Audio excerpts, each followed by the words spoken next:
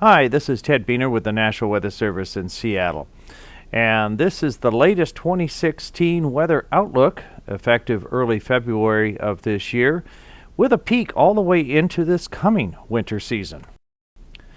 This outlook is part of what the National Weather Service's Climate Prediction Center does. And for the latest information there is their website at cpc.noaa.gov. First, a quick review of El Nino versus La Nina.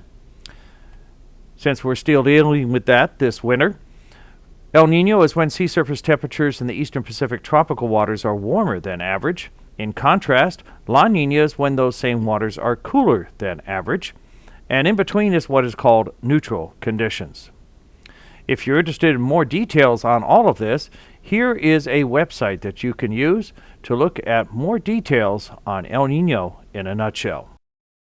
So what does El Nino or La Nina do with our weather here at our latitude?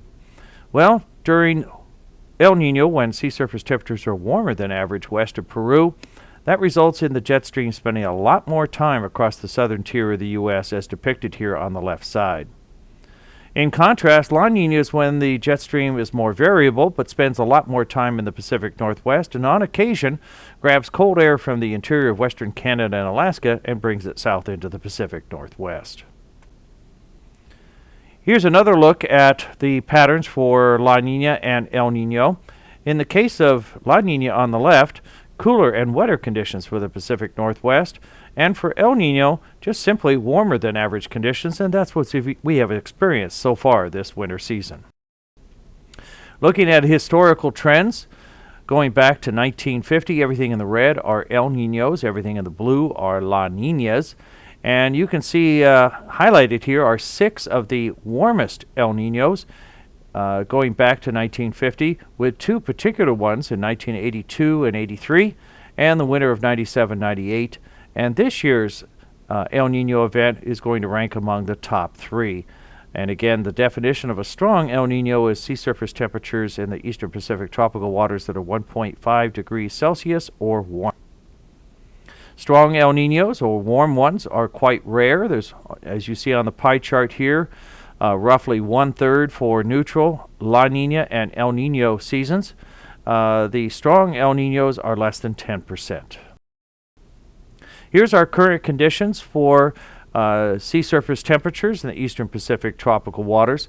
First on the left, going back to when these buoys were first put into place in the early 1980s, climatologists have studied this phenomenon and have found that the geographic area, kind of a hybrid between Nino 4 and Nino 3, this 3.4 area, has the strongest correlation with our winter weather seasons here in North America. On the right-hand side, these are the sea surface temperature anomalies with a focus on the Nino 3.4 going back to last winter. Last winter was really close to a weak El Nino season, and you can see during the spring and summer ramped up and warmed up until it peaked here late in 2015 and has been gradually tapering off just the last couple of months. Here's our status at the moment. El Nino conditions are in place, and with sea surface temperatures still well above 2 degrees Celsius. And here's an animation going back into this past fall, showing the trend for El Nino, warm conditions off the coast of northern South America. As noted, sea surface temperatures have shown signs of leveling off and even cooling off a little bit, but it's still going to be with us through this winter. And the jet stream is now down into California most of the time, now that El Nino is well established. So let's look ahead. Well, for the coming week, first we have the Pacific weather system will be moving onshore tonight and into Saturday, so rain will be developing today, turning to showers Saturday. High temperatures roughly in the mid-40s to lower 50s, and lows in the mid-30s to lower 40s. For the mountains, snow levels will be dropping down to the 2,000 to 3,000 foot level late tonight into Saturday. And the weather impacts primarily will be obviously rain in the lowlands, but winter weather driving conditions up in the mountains. Higher pressure is going to be with us starting later in the weekend into much of next week for dry weather, sunshine, and above average high temperatures. Those high temperatures will be getting up into the 50s and lower 60s. Average temperature for the Puget Sound area, high temperature is only 50 degrees, so definitely above average. Our next threat of precipitation will be Thursday and continue into the following weekend. Looking further ahead into February, this is for the period February 13th through the 26th, and it's a new experimental week 3, week 4 outlook. And for the western half of the U.S., really good odds on warmer than average temperatures, in fact above 70% for Washington state. Precipitation-wise, equal chances of below, near, or above average precipitation for western Washington during this. For the rest of the winter season, this is February and into early spring, April, really good odds on above average temperatures for much of Washington state. And for precipitation, they've tipped the odds towards below average precipitation for this entire 3-month period.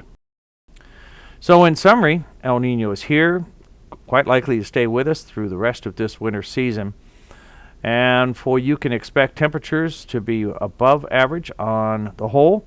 Precipitation tip the odds towards below average. What does this mean for the snowpack? Well, I'll have a slide here on that in just a moment, but likely to end up below average by the time we get to April 1st, and because of the warmer conditions, an overall higher than average snow level. Looking on the event scale for wind, flood, lowland snow, we had most of our active weather this fall, and now with the jet stream spending more time south of Washington down towards California, the likelihood of any more significant weather is much reduced. Now, talking about the mountain snowpack, currently we're pretty close to 100% of average for this time of year. By the time we get to April 1st, that's usually about the time when we have the most amount of snow in the mountains. Highlighted here is that we already have far more snow on the ground than we had at any time last winter. But with our warmer temperatures through the rest of this winter into this early spring, that will result in a higher than average snow level. Now with fewer storms, because the storm track is spending more time south of us for the rest of this winter, the likelihood is we'll probably still end up with an average snowpack below average by the time we get to April 1st. So what's the situation on the drought?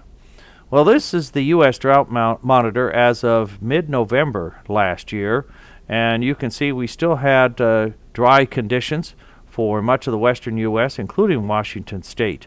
But thanks to the moisture that we had in November and December, this is the drought monitor in early December, and now as of late in January, you can see we've had a lot of improved conditions across Washington state, but California still has a very large deficit to make up.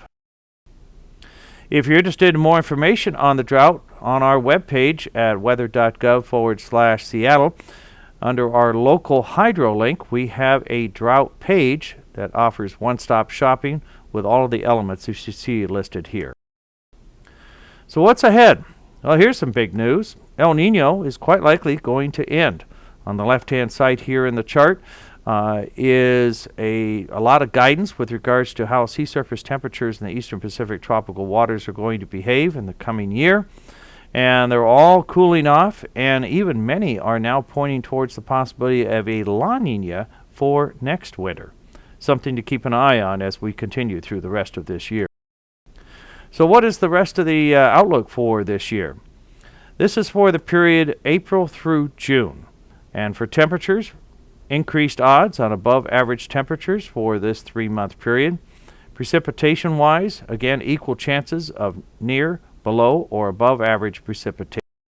Looking ahead for the summer, July through September, increased odds on warmer temperatures across the entire lower 48, including Washington state. And for precipitation, equal chances across the entire lower 48. Looking ahead towards the fall, October through December, equal chances on below, near, or above average temperatures during this 3-month period, with warmer than average conditions expected across the southern tier of the U.S. and into the East Coast. And precipitation-wise, they start tipping the odds towards above average precipitation here in Washington state. And looking ahead for next winter, the January through March time period. I know that's a long ways out there, but I will point out that these two charts here kind of point towards La Nina conditions. Typically in La Nina, we tend to be cooler and wetter, and that's exactly what these two charts are pointing out here for both temperatures and precipitation. Some of you may be asking, well, what does all of this mean for the upcoming wildfire season? And we still have a lot of factors to play out before we can really determine that at this point. And some of those factors include, what is our mountain snowpack going to finish? How wet will the spring be? What is our long-term drought situation, which is now much improved?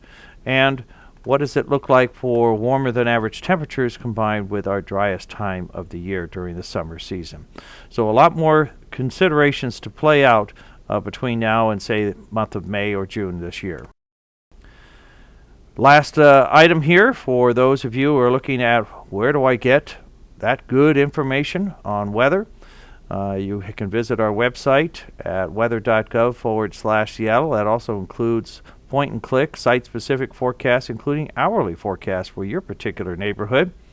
We also have a web application for your smartphone at mobile.weather.gov. Of course, our No Weather Radio Network, operating 22 stations across the state on those various frequencies between 162.40 and 162.55 megahertz, with all of your all hazards weather information as well as other conditions, and along with your latest weather forecasts and conditions. You can always reach us on the phone at 526-6087. If you have any questions, you can reach us at 526-6095, extension 246. Again, this is Ted Beaton with the National Weather Service in Seattle. And for all of us at the National Weather Service, thank you for listening and have a great weekend.